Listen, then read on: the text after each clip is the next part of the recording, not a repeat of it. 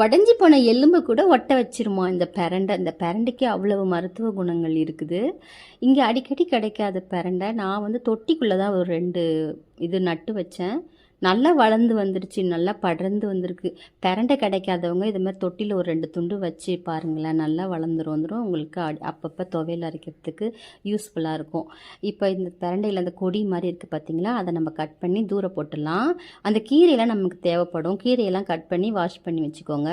இப்போ கையில் எண்ணெய் தடவிக்கிட்டு இதில் இருக்கிற நாரெல்லாம் இப்படி அழகாக எடுத்துருங்க. இது ரொம்ப ஈஸியாக தான் இருக்கும், ரொம்ப கஷ்டம்லாம் கிடையாது. இதை அப்படியே எடுத்துட்டு இதை சின்ன சின்ன துண்டு துண்டாக கட் பண்ணி இப்போ இதை நம்ம நல்லா வதக்கணும். இப்போ கடாயில் கொஞ்சமாக நல்லெண்ணெய் ஊற்றிட்டு இதை 1 நிமிஷத்துக்கு வதக்கினாலே போதுங்க. நல்லா கலர் மாறி வந்துடும். இதை அப்படியே மாற்றி வேறு ஒரு பிளேட்டில் வச்சுட்டு அதே கடாயிலே கொஞ்சமாக எண்ணெய் ஊற்றிட்டு காரத்துக்கு ஏற்ற மாதிரி காஞ்ச மிளகா, ஒரே ஒரு பச்சை மிளகா சேர்த்துட்டு ஒரு 1/2 டீஸ்பூனுக்கு மிளகு சீரகம் சேர்த்துக்கோங்க.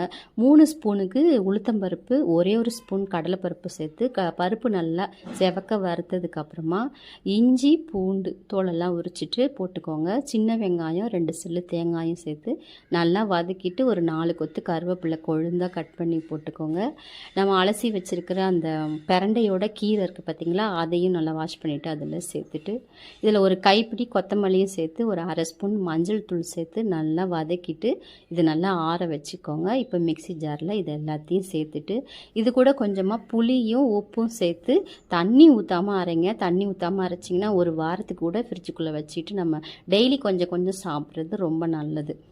தண்ணி ஊற்றுனீங்கன்னா தடன்னு தண்ணி ஆகிடும், அப்புறம் சட்னி மாதிரி ஆகிடும், சீக்கிரமாக கெட்டு போயிடும். அதனால் தண்ணி ஊற்றாமல் கொஞ்சம் கொஞ்சமாக சேர்த்து இந்த மாதிரி கட்டியாக அரைச்சிட்டு வச்சு சாப்பிட்டு பாருங்களேன். செம்ம டேஸ்ட்டாக இருக்குங்க, உடம்புக்கு ரொம்ப ரொம்ப நல்லது. தேங்க்யூ.